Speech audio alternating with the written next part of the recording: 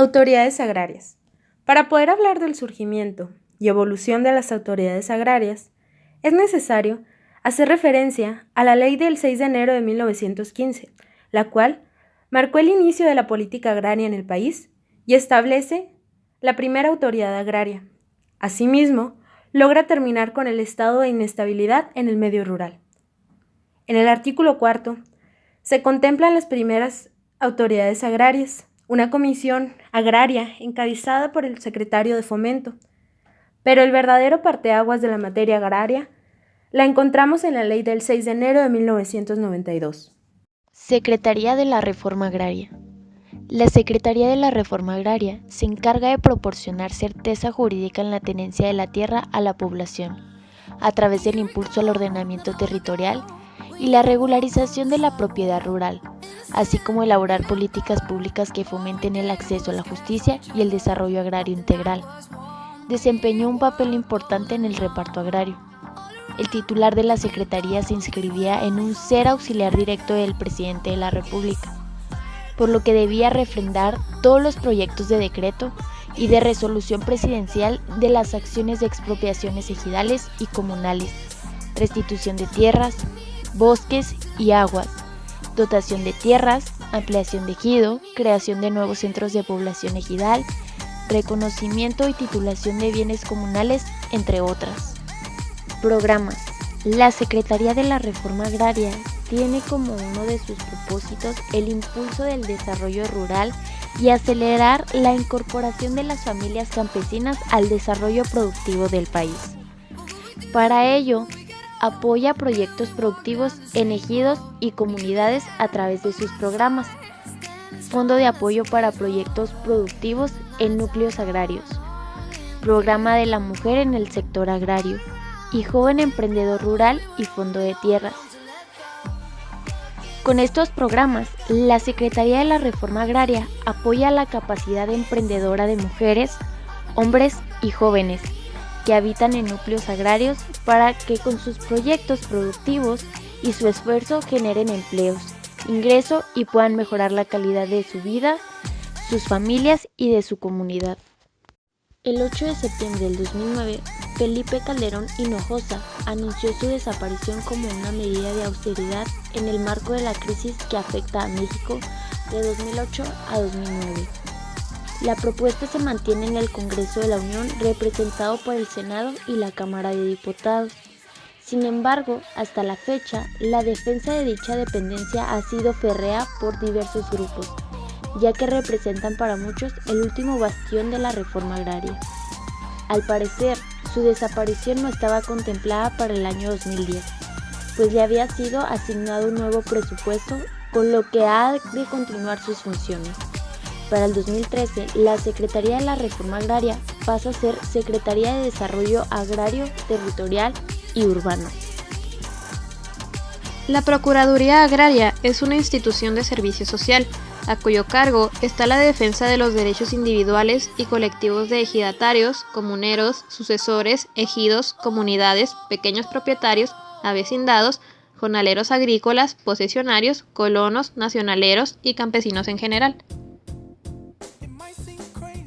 En su carácter de defensora de los derechos en materia agraria, la Procuraduría Agraria ofrece en forma gratuita los siguientes servicios: asesoría y representación ante las autoridades administrativas y jurisdiccionales en las controversias relativas a los derechos agrarios individuales o colectivos. Orientación respecto a la asignación, delimitación y destino de las tierras ejidales y comunales con el objeto de regularizar y titular los derechos agrarios. Asesoría sobre el tipo de organización económica más conveniente. Orientación en la organización de la vida interna de los ejidos o comunidades. La conciliación entre los sujetos agrarios como medio para resolver los conflictos derivados de la tenencia de la tierra, de conformidad con la legislación agraria aplicable. Realiza gestiones a nombre de los sujetos agrarios ante instituciones públicas competentes para obtener informes y documentos que acrediten sus derechos, así como las autorizaciones necesarias para la explotación o aprovechamiento con tierras, bosques, aguas o cualquier otro recurso propiedad de su ejido o comunidad. Atención a las quejas presentadas en contra de cualquier autoridad o servidor público con motivo de las violaciones de los derechos agrarios. Atención a las denuncias presentadas por presuntas irregularidades cometidas por el Comisariado o Consejo de Vigilancia de ejidos o comunidades, en ejercicio de sus funciones, así como aquellas en contra de terceros en perjuicio de los derechos de los sujetos agrarios. Inspección y vigilancia del cumplimiento de la normatividad en materia agraria, e investigar y denunciar ante la autoridad competente la existencia de propiedades en extensiones de tierra mayores a las permitidas por la ley. Pero entonces, ¿cuál es el procedimiento a seguir si se quiere presentar una solicitud ante la Procuraduría Agraria? Los campesinos y los núcleos agrarios pueden presentar sus solicitudes en cualquier oficina de la Procuraduría Agraria, de preferencia la más cercana a su domicilio. La solicitud se puede hacer de forma verbal o escrita por el interesado, los familiares o un representante.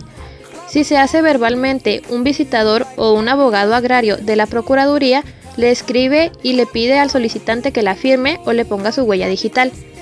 Toda la información queda inscrita en un documento llamado formato único de trámite. De ser posible, el solicitante debe presentar cualquier prueba que respalde su denuncia, queja o problema.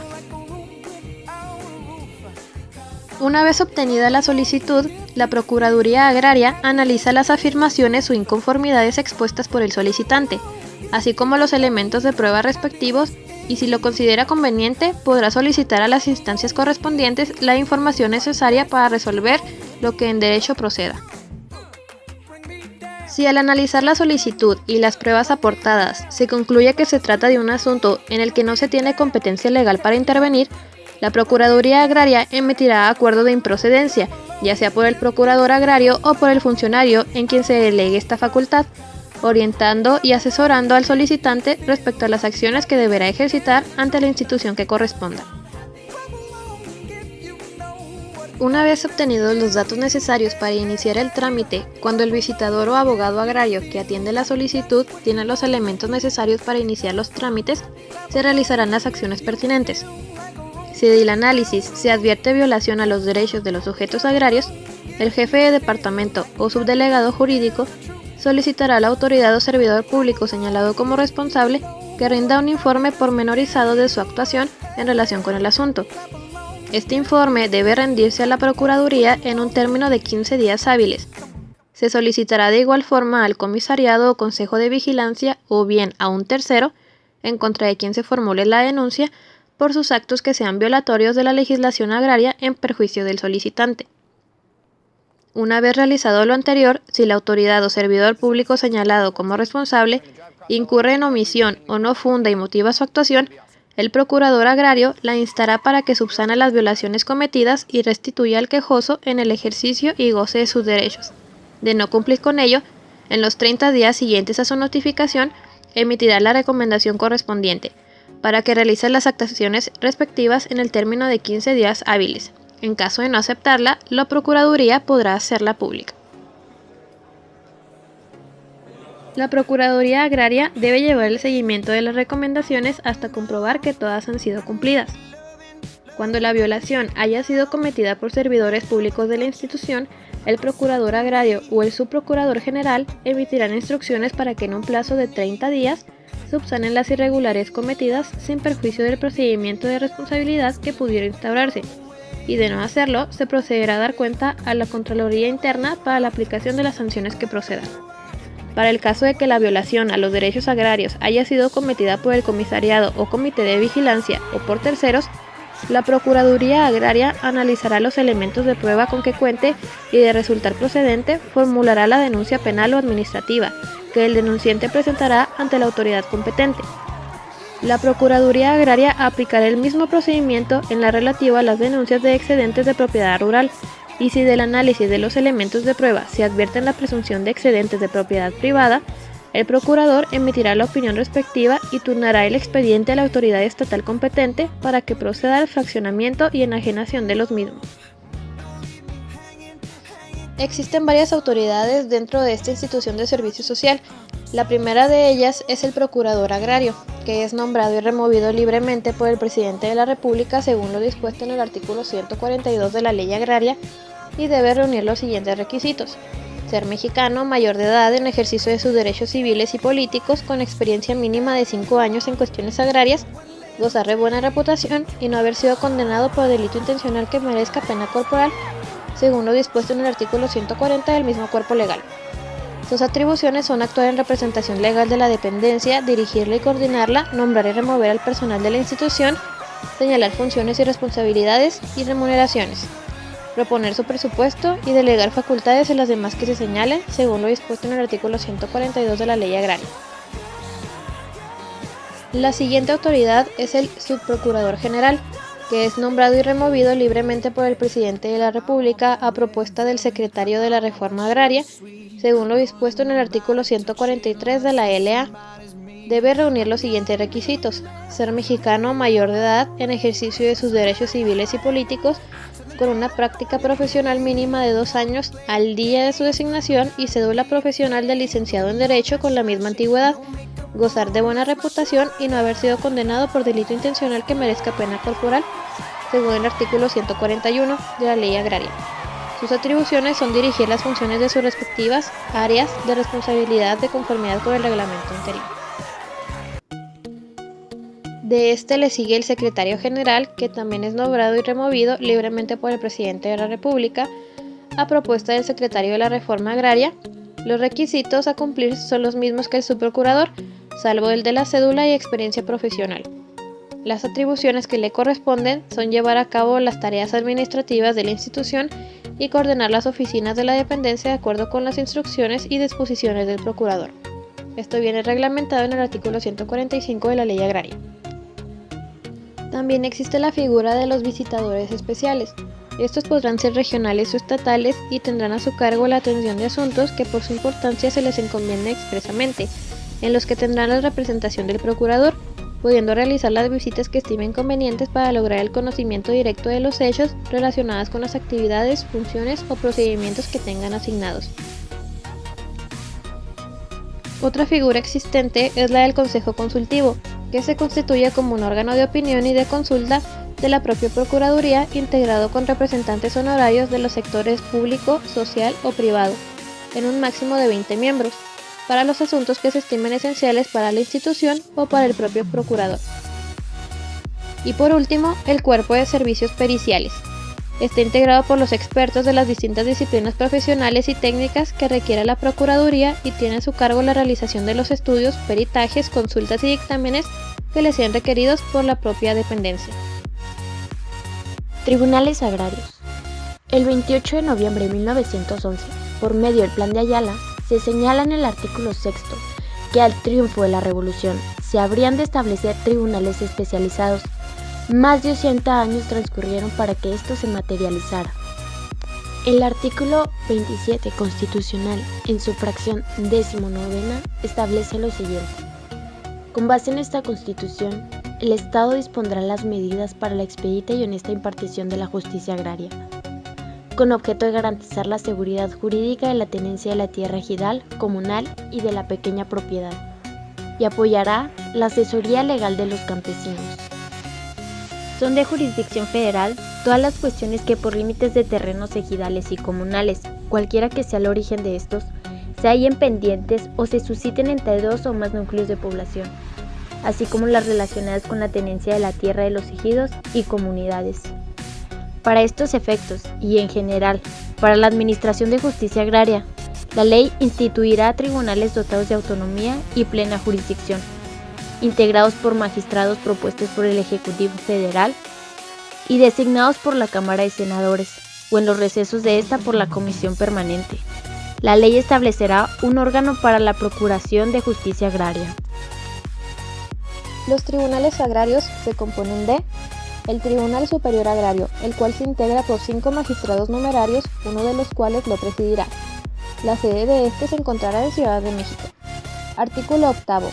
Son atribuciones del Tribunal Superior Agrario, fracción primera, fijar el número y límite territorial de los distritos en que se divide el territorio de la República para los efectos de esta ley. Segunda, establecer el número y sede de los tribunales unitarios que existirán en cada uno de los distritos. Las determinaciones de esta naturaleza se publicarán en el Diario Oficial de la Federación. Además, cuando se estime conveniente, podrá autorizar a los tribunales para que administren justicia en los lugares y conforme al programa que previamente se establezca. Tercera, Resolver sobre la renuncia de los magistrados y concederles licencias hasta por un mes con goce de sueldo, siempre que exista causa justificada y no se perjudique el funcionamiento del tribunal, y hasta por 3 meses sin goce de sueldo. En casos excepcionales, el Tribunal Superior podrá otorgar licencias sin goce de sueldo por plazos mayores. Cuarta, determinar cuándo el supernumerario del Tribunal Superior deba suplir la ausencia de algún magistrado y, por lo que toca a los tribunales unitarios, cuál de los supernumerarios suplirá al magistrado ausente. En los casos en que la ausencia no exceda de 15 días, el Tribunal Superior podrá autorizar para que lo supla el secretario de acuerdos adscrito al tribunal unitario del que se trate. Quinta, elegir al presidente del Tribunal Superior de entre los magistrados que lo forman y determinar las responsabilidades en que incurra en el desempeño de su cargo. Sexta, fijar y cambiar la adscripción de los magistrados de los tribunales unitarios. Séptima, nombrar los secretarios, actuarios y peritos de los tribunales agrarios, cesarlos, suspenderlos de sus funciones, aceptar sus renuncias, cambiarlos de adscripción y resolver todas las cuestiones que se relacionen con dichos nombramientos, así como concederles licencias en los términos de las disposiciones legales aplicables, previa opinión en su caso del magistrado a que se encuentren adscritos. Novena, aprobar el anteproyecto del presupuesto anual de egresos. Décima, aprobar el reglamento interior de los tribunales agrarios, así como los demás reglamentos y disposiciones necesarias para su buen funcionamiento. Onceava, las demás atribuciones que le confieran esta y otras leyes. Los tribunales unitarios agrarios. El Tribunal Superior tendrá su sede en el Distrito Federal. Los tribunales unitarios estarán a cargo de un magistrado numerario.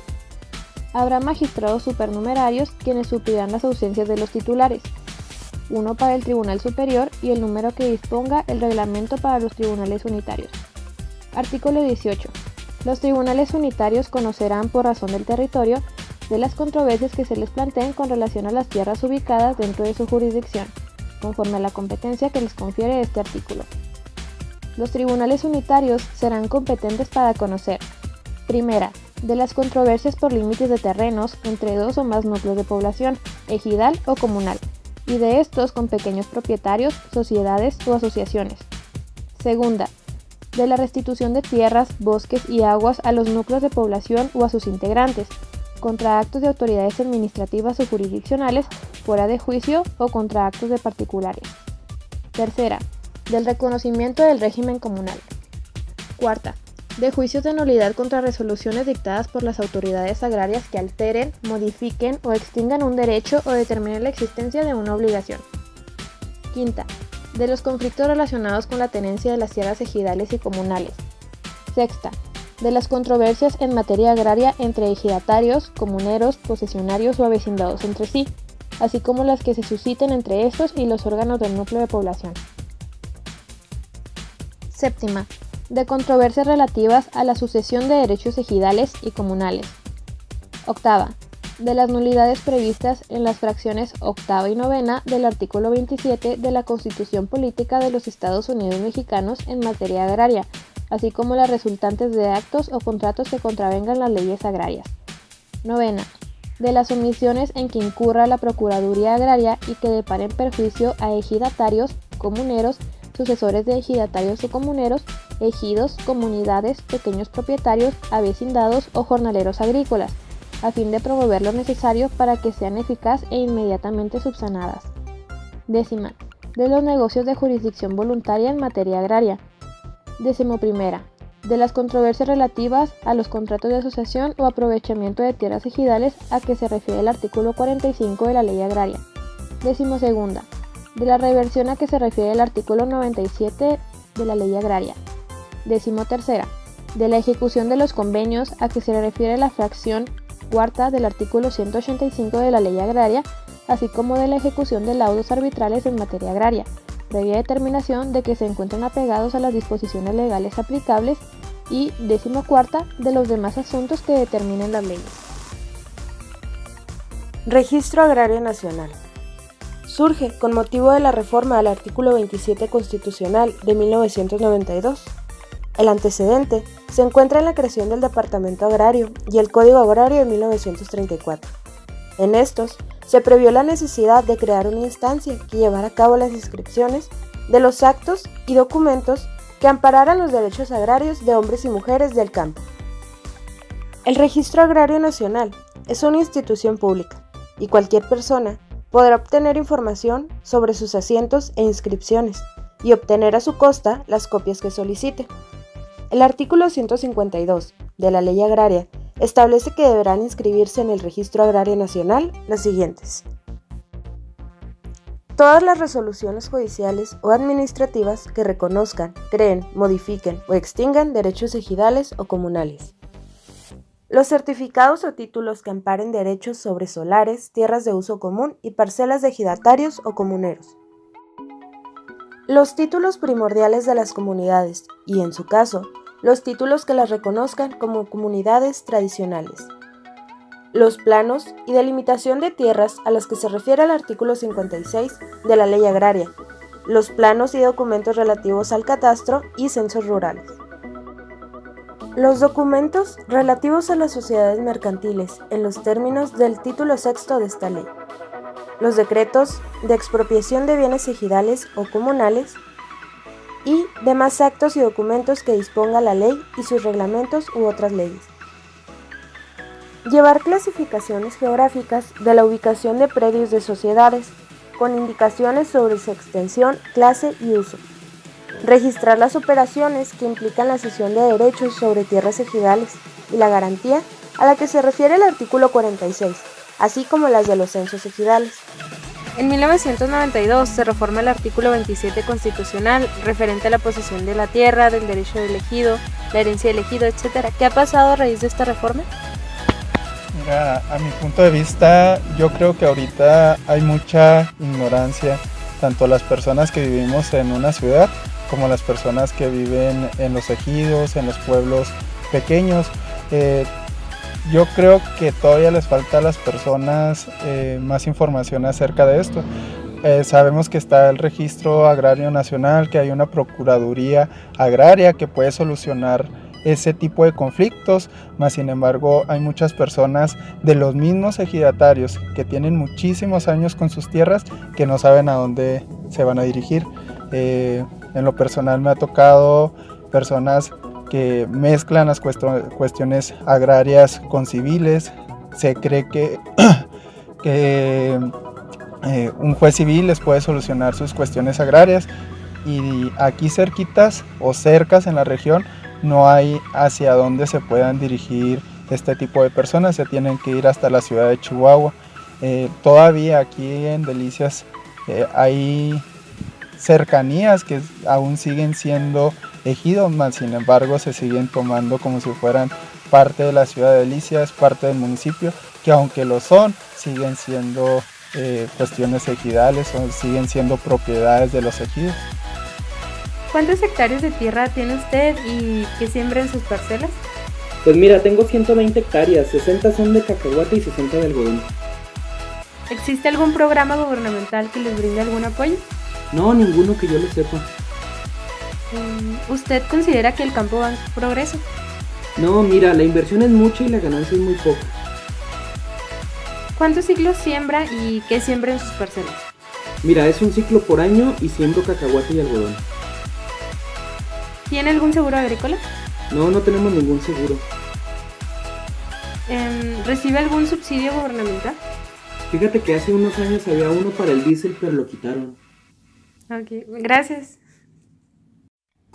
Nos encontramos con la situación en la que los campesinos no cuentan con la suficiente información y conocimiento sobre la ley.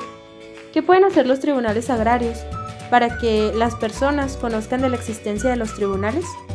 Claro que sí, mira, la idea del Tribunal Agrario es precisamente que tener un marco de regulación para los mismos campesinos y agricultores, y básicamente una de las propuestas es que nosotros nos acerquemos a ellos directamente. ¿Cómo? Yendo al campo, estando con ellos, hablando, regularizando su situación, sobre todo su situación jurídica. Muchos de los predios que ellos tienen no están ni siquiera escriturados. Es por eso que hemos creado programas como el Jueves Agrario, en donde nosotros nos acercamos a los mismos campesinos todos los jueves y les hacemos los registros de los datos de su propiedad agraria totalmente gratis.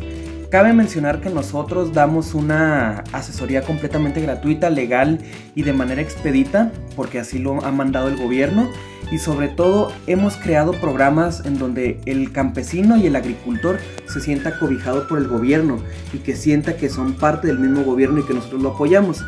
En este marco nosotros queremos acercarnos a ellos para que conozcan la ley y sobre todo quitar esa brecha legal que existe entre el agricultor y el gobierno, dándole a conocer todos los programas de acción social que tenemos con ellos y dándole a conocer que ellos tienen respaldo de la ley y que no para tener problemas ejidatarios, sobre todo para que ellos pudieran regularizar su situación y puedan tener un mejor desempeño de lo que es sus tierras. La tierra es precisamente de quien la trabaja, lo diría en la antigua revolución, y precisamente en ese sentido nosotros estamos encomendados de que la ley protege a los agricultores y a los ejidatarios y les damos capacitación continua para que ellos se sientan cobijados por nosotros y puedan así actuar con legalidad.